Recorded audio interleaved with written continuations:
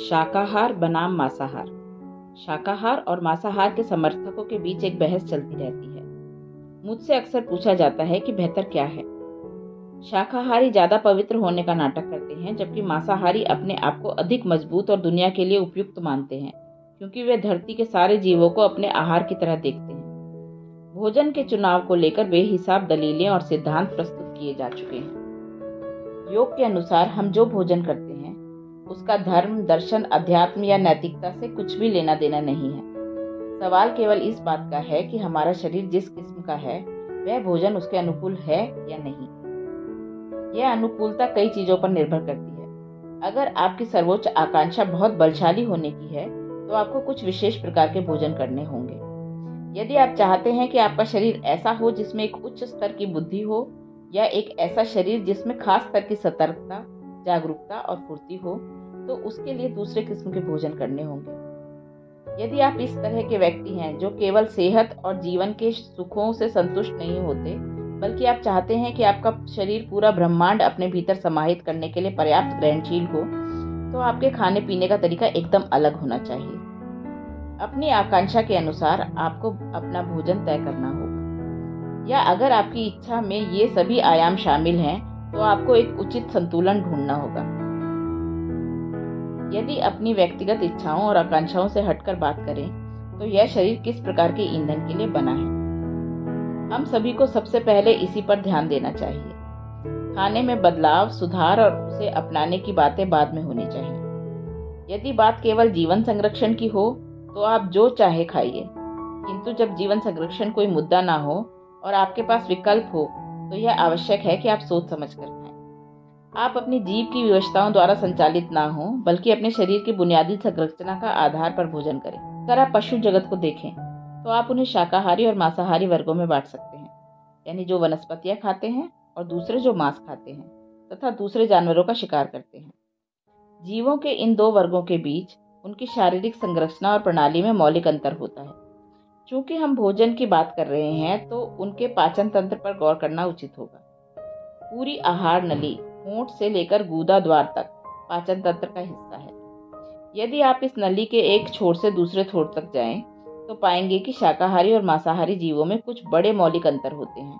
पहले कुछ खास भिन्नताओं पर गौर करते हैं। यदि आप जानवरों के जबड़ों पर गौर करें तो आप देखेंगे कि मांसाहारी जानवर के जबड़े केवल काटने का काम कर सकते हैं, जबकि शाकाहारी जानवरों के जबड़े काटने के अलावा पीसने का काम भी कर सकते हैं। बेशक हम इंसानों के पास काटने और पीसने दोनों की ही क्षमता होती है। बनावट में इस अंतर का क्या कारण है? मान लीजिए कि आपने अनपका चावल लेकर उसे 1 मिनट या कुछ और देर तक अपने मुंह में रखा। आपको उसका स्वाद मीठा लगने लगेगा। मीठा लगने की वजह से यह है कि आपकी लार में मौजूद टाइलिन एंजाइम कार्बोहाइड्रेट को शुगर में बदलने लगता है। टाइलिन सभी शाकाहारियों की लार में होता है, किंतु मांसाहारियों में नहीं। इसीलिए मांसाहारियों को अपने भोजन को बस छोटे छोटे टुकड़ों में काटकर निगलना होता है, जबकि शाकाहारियों को अपना भोजन चबाना पड़ता है। चबाने के दौरान खाने को अच्छी तरह पीसने और उसे लार के साथ मिलाने की प्रक्रिया होती है। इसी कारण से जबड़ों की बनावट में अंतर होता है। यदि चबाने की प्रक्रिया ठीक से की जाए तो पाचन प्रक्रिया का 50% काम आपके मुंह में ही पूरा हो जाएगा। दूसरे शब्दों में, पाचन प्रक्रिया को कुशलता से पूरा करने के लिए पेट कुछ हद तक पचाए गए भोजन की आशा करता है। आजकल लोग इतनी जल्दी में होते हैं कि चबाने की प्रक्रिया ठीक तरह से पूरी किए बिना ही भोजन को निगल लेते हैं। तो पेट पर न केवल बिना पचे भोजन का, बल्कि आंशिक रूप से नष्ट हुए भोजन का भी बोझ होता है। आजकल की रसोई में ऐसे स्थान बनने लगे हैं जहां भोजन को बड़ी कुशलता से नष्ट किया जाता है। पकाने की प्रक्रिया में पोषण युक्त और जीवन से भरपूर भोजन के गुणों को चरणबद्ध तरीके से घटाया जाता है। इससे उसके पोषक तत्व कम हो जाते हैं और उसकी प्राण शक्ति घट जाती है। इसके बाद आप अगर आहार नली पर गौर करें तो शाकाहारियों में उसकी लंबाई उसके शरीर की तुलना में 5 से 6 गुना अधिक होती है। मांसाहारियों में यह उनके शरीर के 2 से 3 गुना तक लंबी होती है। सीधे तौर पर कहें तो मांसाहारियों की पाचन नली शाकाहारियों की तुलना में काफी छोटी होती है, और यह अंतर स्पष्ट रूप से संकेत देता है कि इन प्रजातियों को कैसा भोजन करना चाहिए। यदि आप कच्चा मांस खाते हैं तो इसे आपके सिस्टम से बाहर आने में 70 से 72 घंटे लगते हैं। पका हुआ मांस 50 से 52 घंटे पकी हुई सब्जी 24 से 30 घंटे, कच्ची सब्जी 12 से 15 घंटे और फल 1.5 से 3 घंटे का समय लेगा। यदि आप कच्चे मांस को 70 से 72 घंटे तक बाहर रखें तो वह सड़ जाता है। मांस का एक छोटा टुकड़ा भी आपको घर से बाहर भागने पर मजबूर कर सकता है। गर्मियों में जब तापमान और उमस बहुत ज़्यादा होती है तो सड़न और भी तेजी से होती है। आपका पेट तो हमेशा ही एक उमस भरा स्थान रहता है। वहाँ यदि मांस 72 घंटे तक रह जाए तो वह बहुत अधिक सड़ जाएगा। इसका मतलब यह हुआ कि बैक्टीरिया की गतिविधि बहुत बढ़ गई है और यह सुनिश्चित करने के लिए बैक्टीरिया का स्तर आपको बीमार करने की हद तक ना ले जाए, आपके शरीर को बहुत अधिक ऊर्जा खर्च करनी पड़ती है। यदि आप किसी बीमार दोस्त से मिलने अस्पताल में जाते हैं तो निश्चित रूप से आप उसके लिए पिज्जा या कबाब लेकर नहीं जाएंगे। संभवतः आप उसके लिए फल ले जाएंगे। अगर आप जंगल में रहते हैं तो आप सबसे पहले क्या खाना चाहेंगे? निश्चित रूप से फल। उसके बाद कंदमूल, फिर जानवर को मारेंगे, पकाएंगे और फसल उगाएंगे। फल सबसे आसानी से पचने वाला भोजन होता है और यह सभी मनुष्य जानते हैं। अधिकतर मांसाहारी जानवर हर दिन नहीं खाते। दिन में 3 बार तो बिल्कुल ही नहीं। उनको पता है उन्होंने जो खाया है वह बहुत धीरे धीरे उनकी आहार नली से गुजरता है। ऐसा कहा जाता है कि एक बाघ 6 से 8 दिन में एक बार खाता है। वह जब भूखा होता है तभी वह फुर्तीला होता है और शिकार खोजता है। वह एक बार में 25 किलो तक मांस खा जाता है और फिर आमतौर पर सो जाता है या आलस से धीरे धीरे टहलता है। एक नाग एक बार में अपने वजन के 60% के बराबर भोजन खा जाता है और 12 से 15 दिनों में केवल एक बार ही भोजन करता है। मध्य अफ्रीका के पिग्मी पहले हाथियों का शिकार करते थे और उसके अंगों व मांस को कच्चा खा जाते थे और ताजा खून पीते थे। कहा जाता है कि ऐसे भोजन के बाद वे एक बार में लगातार 40 घंटे तक सोते रहते थे। जैसे जैसे जीवन शैलियां बदली और जीवन शहरी व सुस्त होती गई, स्पष्ट होता गया कि लोग जीने का वैसा तरीका कायम नहीं रख सकते। निश्चित ही आप वैसी जीवन शैली नहीं अपना सकते। आपको हर दिन खाना पड़ता है और निश्चित समय पर ही आराम करना होता है, क्योंकि आपकी पाचन नली भी शाकाहारी जीवों जैसी है। पाचन का रहस्य। पाचन का एक और पहलू यह है कि कुछ खास तरह के भोजन को पचाने के लिए हमारा शरीर जहां क्षार पैदा करता है, वहीं कुछ दूसरे प्रकार का भोजन पचाने के लिए वह अम्ल पैदा करता है। यदि आप कई तरह के भोजन एक साथ कर लेते हैं तो आपका पेट भ्रम में पड़ जाता है और क्षार और अम्ल दोनों पैदा कर देता है। ये दोनों एक दूसरे को निष्क्रिय कर देते हैं। इससे पाचन रसों का लाभ नहीं मिलता। इस कारण भोजन पेट में आवश्यकता से अधिक समय तक बना रहता है और कोशिकाओं का कायाकल्प करने की हमारी क्षमता कमजोर पड़ जाती है। इससे ऊर्जा प्रणाली में जड़ता भी पैदा होती है, जिसे हम तमस कहते हैं। यह लंबे समय तक आपके गुणों पर असर डालती है और न केवल आप जो हैं, बल्कि आप जो हो सकते हैं उसे भी प्रभावित करती है। पारंपरिक रूप से दक्षिण भारत में लोग इस बात का खास ध्यान रखते हैं कि कुछ खास व्यंजनों को एक समय में एक साथ ना खाया जाए। किंतु आजकल भोजन को शरीर के स्वास्थ्य की दृष्टि से नहीं देखा जाता, बल्कि यह एक सामाजिक मामला बन गया है।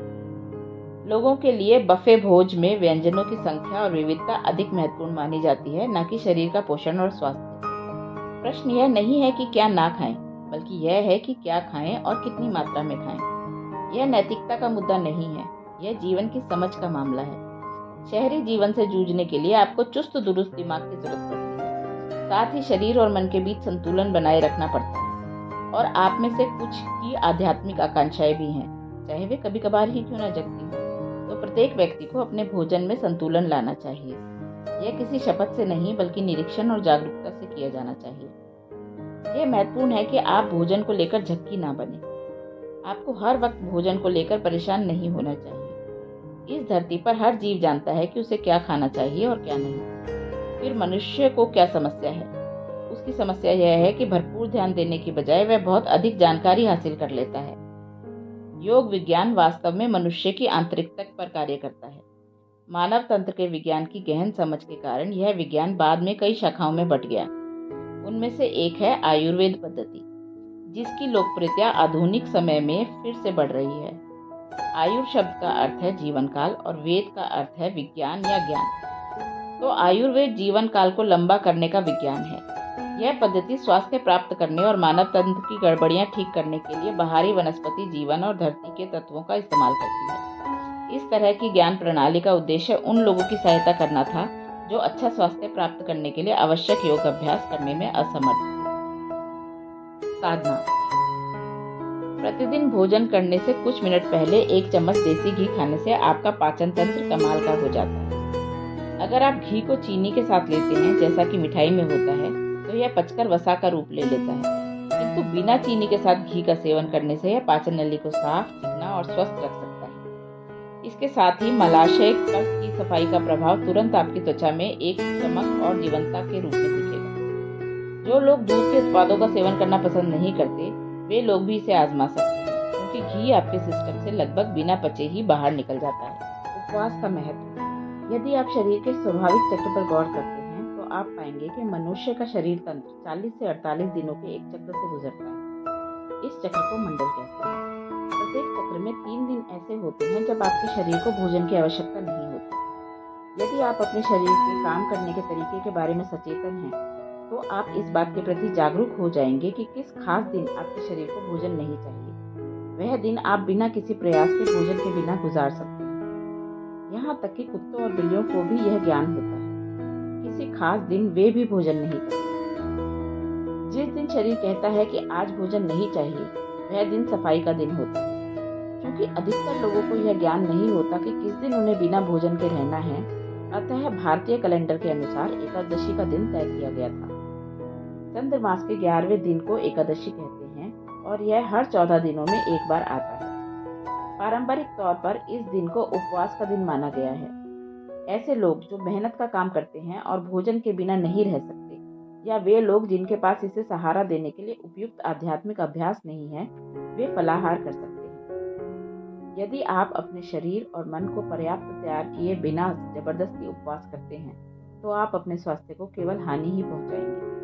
किंतु यदि आवश्यक अभ्यास से आपका शरीर, मन और ऊर्जा ठीक से तैयार है, तो उपवास करना आपके लिए काफी लाभदायक हो सकता है। ऐसे लोग जो अक्सर चाय कॉफी पीने के आदी होते हैं, उनके लिए उपवास बहुत कठिन हो सकता है। इसीलिए उपवास से पहले अपने शरीर को सही प्रकार का भोजन देकर तैयार करना आवश्यक है। विशेषकर अधिक पानी धारण करने वाले खाद्य पदार्थ जैसे फल और सब्जियां। हो सकता है कि हर किसी के लिए उपवास करना अच्छी चीज ना हो, किंतु यदि इसे समझ के साथ किया जाए तो इसके कई लाभ हैं।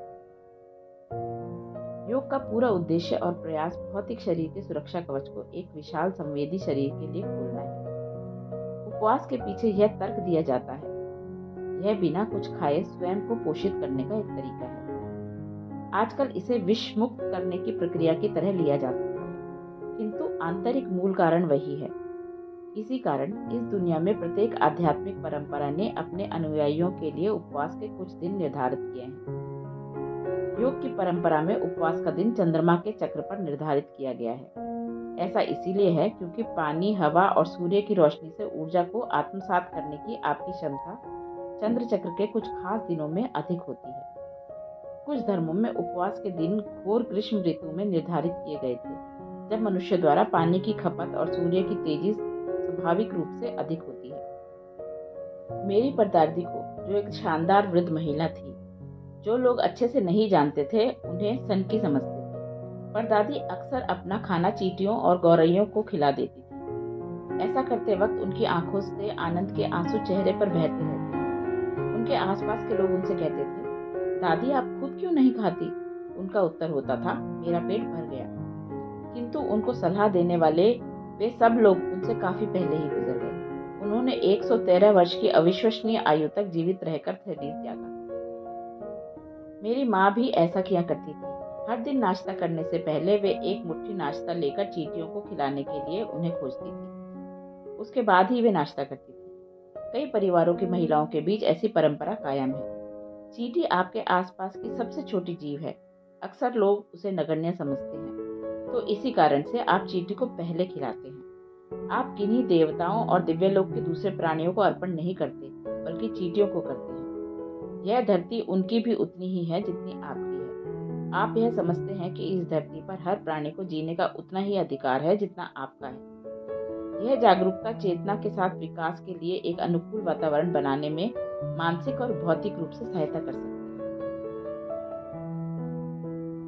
इस तरह का बस एक छोटा सा कार्य आपको आपके शरीर की पहचान से थोड़ा अलग करता है। जैसे जैसे आपकी शरीर से पहचान ढीली होती है, आपके अस्तित्व के दूसरे आयामों के बारे में आपकी जागरूकता स्वाभाविक रूप से बढ़ जाती है। आप जब बहुत भूखे होते हैं तब आपके शरीर को बस भोजन ही सूझता है। उस समय केवल 2 मिनट तक रुकिए, आपको समझ में आएगा कि इससे एक बहुत बड़ा अंतर पड़ता है। आपको जब बहुत भूख लगी होती है तब आप बस एक शरीर होते हैं, उसे थोड़ा अंतराल दीजिए और आप अचानक महसूस करेंगे कि आप बस एक शरीर नहीं हैं। गौतम बुद्ध ने तो इस हद तक कह दिया था, आपको जब भोजन की सबसे अधिक जरूरत हो तब आप अपना भोजन किसी दूसरे को दे दीजिए और आप मजबूत हो जाएंगे। मैं आपके लिए उतना आगे नहीं जा रहा हूँ, मैं केवल इतना कह रहा हूँ कि बस कुछ मिनट रुकिए, यह निश्चित ही आपको शक्तिशाली बना देगा। अगर भोजन आपकी बहुत बड़ी विवशता है तो अच्छा होगा कि आप चेतनापूर्वक एक समय का भोजन छोड़ दें। ऐसा करके देखिए, जिस दिन आप बहुत भूखे हों और आपकी पसंद के व्यंजन बन रहे हों तो उस समय का भोजन छोड़ने की कोशिश कीजिए। यह खुद को यातना देने के लिए नहीं है, बल्कि यह बस उस यातना ग्रह से मुक्त होने के लिए है जो आपका शरीर बड़ी आसानी से बन सकता है। आप कैसा भोजन करते हैं, कितना भोजन करते हैं और कैसे भोजन करते हैं, इसे एक विवशतापूर्ण व्यवहार से एक चेतनापूर्ण प्रक्रिया में बदलना, यही उपवास का सार है। साधना, बस इसे आजमा कर देखिए। आज से 25% प्राकृतिक, अनपका या सजीव भोजन, फल और सब्जी लेना शुरू कीजिए और धीरे धीरे करीब 4 से 5 दिन में उसे 100% तक ले जाइए। उस पर 1-2 दिन तक कायम रहिए और फिर धीरे धीरे 10% की दर से कम करते जाइए। अगले 5 दिन में आप 50% प्राकृतिक भोजन और 50% के भोजन पर पहुंच जाएंगे। यह उन लोगों के लिए आदर्श भोजन है जो हर दिन 16 से 18 घंटे तक सक्रिय रहना चाहते हैं। याद रखिए, यदि आप पका भोजन करते हैं तो आप एक समय का भोजन 15 मिनट में भी कर सकते हैं। यदि आप प्राकृतिक या कच्चा भोजन करते हैं तो आपको भोजन की मात्रा के अनुसार अधिक समय लगेगा, क्योंकि आपको उसे अधिक देर तक चबाना होगा। लेकिन शरीर की प्रकृति ऐसी है कि वह 15 मिनट बाद आपसे कह देगी कि बस हो गया। इसीलिए लोग कम खाने लगते हैं, वजन कम होता है और तब उन्हें लगता है कि कच्चा भोजन उनके लिए अच्छा नहीं है। आपको बस यह ज्ञान होना चाहिए कि आप कितना खा रहे हैं।